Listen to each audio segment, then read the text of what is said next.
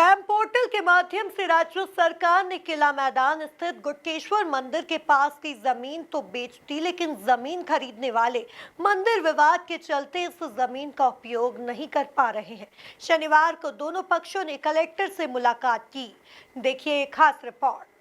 मध्य प्रदेश सरकार के लोक संपत्ति प्रबंधन विभाग के माध्यम से ऐसी शासकीय जमीन जिसका उपयोग नहीं हो रहा है, लेकिन वो जमीन मौके की होने के साथ बेशकीमती है, उन्हें पैम पोर्टल के माध्यम से बेचा जा रहा है। ऐसी एक जमीन जो इंदौर के किला मैदान गुटकेश्वर महादेव मंदिर के पास स्थित है, उसे करीब 1.5 वर्ष पहले बेचा गया था। इस जमीन का कब्जा तो खरीदार को मिल गया, लेकिन खरीदार इस जमीन का उपयोग नहीं कर पा रहा है।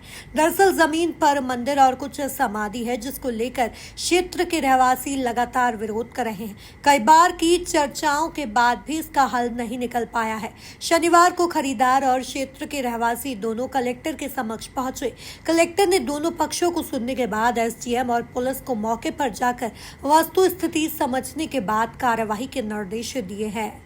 देखिए, पैम पोर्टल से जो गवर्नमेंट लैंड की बिक्री की गई है, वहाँ पर कुछ मंदिर से संबंधित इश्यूज़ हैं और चूंकि ज़मीन बिक्री कर दी गई है, इसलिए उनका भी पोजीशन रहे और साथ में जो मंदिर आने जाने वाले लोग हैं, श्रद्धालु हैं, उनको भी किसी तरीके की असुविधा न हो, दोनों चीज़ों का ध्यान इसमें रखा जाएगा।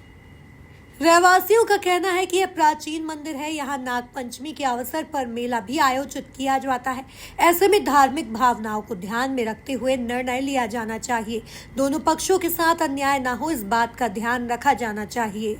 बहुत ही अति प्राचीन गुटकेश्वर महादेव मंदिर, उससे जुड़ी हुई ज़मीन से है, किला मैदान क्षेत्र का। वहाँ पे वर्षों से नागपंचमी का और शिवरात्रि का भव्य मेला लगता था और आज भी लगता है और भक्त लोग और सब लोग आते हैं, श्रद्धालु।